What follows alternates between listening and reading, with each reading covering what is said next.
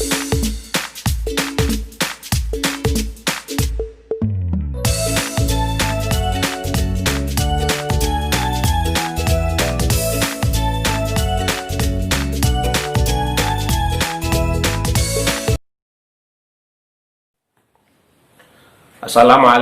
warahmatullahi wabarakatuh. Baik anak-anak, dalam video pembelajaran kali ini saya ingin mengenalkan apa sih ilmu kimia itu. Jadi waktu kalian di SMP, kalian sebenarnya mungkin pernah mendengar ada istilah ilmu kimia, seperti halnya juga ilmu fisika, ilmu biologi. Ya. Namun di SMP kurikulum kita menjadikan satu ya. Di SMP itu jadikan satu, namanya IPA, ilmu pengetahuan alam.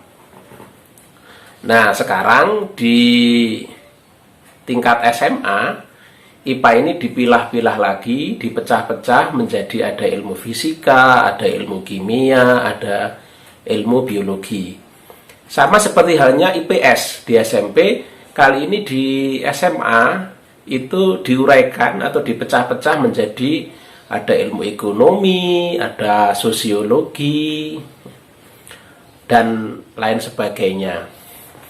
Baik, anak-anak mungkin pada waktu kalian duduk di SMP ketika mendengar istilah kimia, itu yang terlintas di benak kalian mungkin membuat bom ya. Kemudian mencampur zat ini, mencampur zat itu, ya, menjadi zat yang lain. Ya. Itu kalau kalian mendengar istilah kimia. Mungkin pada waktu kalian membeli makanan ringan atau makanan kemasan, ada teman kalian, jangan banyak makan itu banyak kimianya. Nah, di sini kimia yang dimaksud itu apa? Oke, dalam video kali ini secara singkat saya ingin menguraikan sebenarnya apa sih ilmu kimia itu. Baik, sebenarnya pada waktu kalian di SMP, ilmu kimia ini sudah diajarkan atau basicnya sudah ada, yakni di ilmu IPA, ilmu pengetahuan alam. Ingatkah anak-anak ketika di SMP belajar IPA, ada materi tentang perubahan materi, pembagian materi, ada perubahan fisika, ada perubahan kimia, ada teori atom. Ya, saya yakin anak-anak ingat. Sebenarnya itu adalah bagian dari ilmu kimia. Memang di SMA ini IPA ini sudah dipecah-pecah, diuraikan menjadi beberapa ilmu yang berbeda ya di sini. Dan masing-masing cabang IPA ini mempunyai fokus sendiri-sendiri. Misalnya biologi. Ya, biologi apa sih yang dipelajari dalam biologi? Nah, biologi itu adalah bagian dari ilmu IPA yang khusus mempelajari tentang makhluk hidup. Di biologi kita mempelajari tentang sistem pencernaan, sistem peredaran darah, kemudian apa lagi? Ya, ada sistem saraf, pembagian makhluk hidup dan lain-lain yang jelas tentang makhluk hidup. Kemudian ada juga ilmu fisika. Nah, ini juga dipelajari di SMA. Apa ilmu fisika itu? Ilmu fisika itu adalah bagian dari ilmu IPA yang nanti mempelajari tentang materi, ya, sifat-sifat fisik materi, seperti gaya gravitasi, gaya gesek, kemudian listrik, kemudian apalagi ya. Nah, sekarang kimia, apa sih yang dipelajari dalam kimia? Yang dipelajari dalam kimia itu masih berkutat tentang materi. Nah, di sini istilah materi dalam istilah sains dan dalam kehidupan sehari-hari itu berbeda. Misalnya kalau dalam bahasa Indonesia ada istilah hidup berkelimpahan materi. Nah, materi di sini mungkin maksudnya adalah harta benda. Tapi materi di sini adalah istilah yang lain. Materi di sini adalah istilah dalam bidang sains. Ya, bahasa Inggrisnya the matter. Ya. Mungkin materi di sini yang saya maksud adalah benda, zat. Dalam ilmu IPA, materi itu didefinisikan sebagai segala sesuatu yang memiliki massa dan menempati ruang. Jadi sesuatu itu kalau mempunyai massa dan menempati ruang, maka dia bisa disebut sebagai materi. Kalau dua syarat ini mempunyai massa dan menempati ruang ini tidak tercapai, maka dia bukan materi. Mempunyai massa maksudnya adalah bisa ditentukan massanya, ditimbang berapa kilogram, berapa gram, berapa on. Kemudian kalau menempati ruang dia punya volume. Baik, jadi di sekeliling kita ini hampir semuanya yang kita lihat ini ya materi. Udara, batu, ya, kemudian rumah, air, mobil, sepeda motor, ini semuanya adalah materi. Ya. Ilmu kimia itu didefinisikan sebagai bagian dari IPA yang mempelajari tentang susunan materi, struktur materi, sifat materi, dan perubahan materi serta perubahan energi yang menyertainya. Sekali lagi, ilmu IPA yang mempelajari tentang susunan atau komposisi materi, struktur materi, sifat-sifat materi, perubahan materi, serta perubahan energi yang menyertainya. Nah, jadi sebenarnya ilmu kimia itu nanti ya berkutat tentang materi di sini. Lah bedanya dengan apa dengan fisika?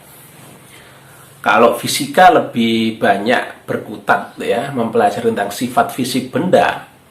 Kalau kimia nanti terfokus pada komposisi materi. Ya. Apa yang menyusun materi itu?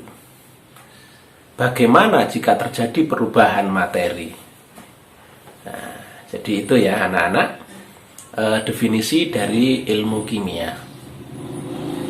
Ingatkah anak-anak ketika di SMP dulu mempelajari tentang perubahan materi? Di sana diterangkan ada perubahan fisika, kemudian ada perubahan kimia.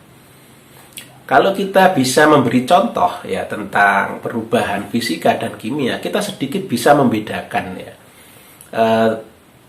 di mana perbedaan fisika dan kimia. Ya, perubahan fisika adalah perubahan materi yang tidak menimbulkan zat baru. Ya, jadi antara zat pertama dan zat kedua ini masih sama, hanya wujudnya yang berbeda. Contoh perubahan fisika itu misalnya beras menjadi tepung beras, ya. Ini perubahan fisika. Kemudian salju menjadi air, ini perubahan fisika. Salju itu ya air, ya. Ketika dia mencair menjadi cairan, maka ini perubahan fisika. Nah, air tadi tetap air yang kedua ini. Ya. Kalau perubahan kimia adalah perubahan materi yang menimbulkan zat baru. Ya. Jadi zat pertama dan zat kedua sudah berbeda. Contoh sederhana ini adalah kertas terbakar. Kertas sebelum terbakar dan sesudah terbakar ini berbeda.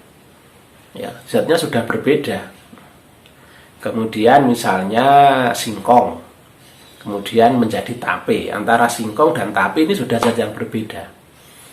Ya.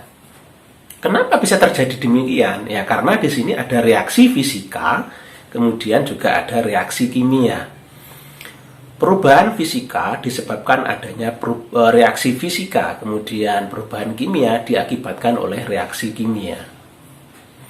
Nah, reaksi kimia ini mencakup perubahan susunan materi dari materi yang mengalami perubahan itu. Baik anak-anak, sekarang saya ingin berbicara tentang ruang lingkup ilmu kimia ya ini ya. Apa sih manfaat ilmu kimia dalam kehidupan sehari-hari? sangat banyak sekali. Bahkan ilmu kimia ini produknya bisa ditemukan di rumah kita, di sekeliling kita. Misalnya ya, kalau anak-anak ke kamar mandi, di sana ada sabun, ya, ada pasta gigi, kemudian ada sampo, itu produk dari ilmu kimia itu. Kalau kalian ke dapur, di sana ada garam dapur, kemudian ada penyedap rasa, kemudian ada apa lagi, asam cuka, ya, itu semuanya zat kimia. Belum lagi kalau makanan-makanan yang bersifat awet, ya, pengawetan yang ada di supermarket, di Alfamart, di mana-mana itu ya, di toko-toko, itu ada bahan pengawetnya, itu juga kimia juga. Kalau kita ke kamar khusus yang putri, mungkin di sana ditemukan ada alat-alat kosmetik, ya, ada hand body, ya, ada pemutih, pelembab, ada lipstick, ya, itu semuanya zat kimia juga ya, produk dari ilmu kimia juga.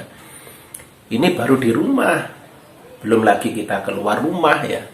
Di bidang pertanian, ilmu kimia menciptakan inovasi, misalnya pupuk buatan, kemudian ada zat pembasmi hama, ya.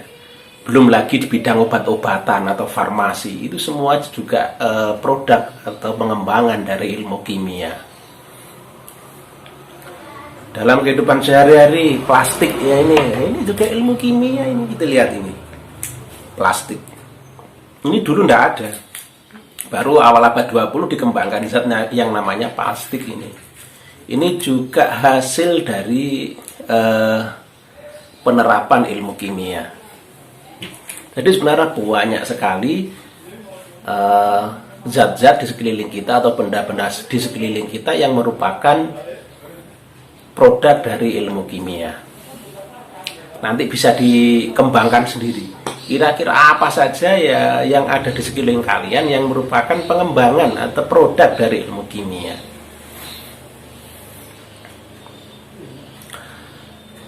Baik anak-anak, di sini dulu, sampai di sini dulu pengantar tentang apa sih ilmu kimia itu ya. Nanti kita sambung pada vlog atau video-video pembelajaran pada masa yang akan datang.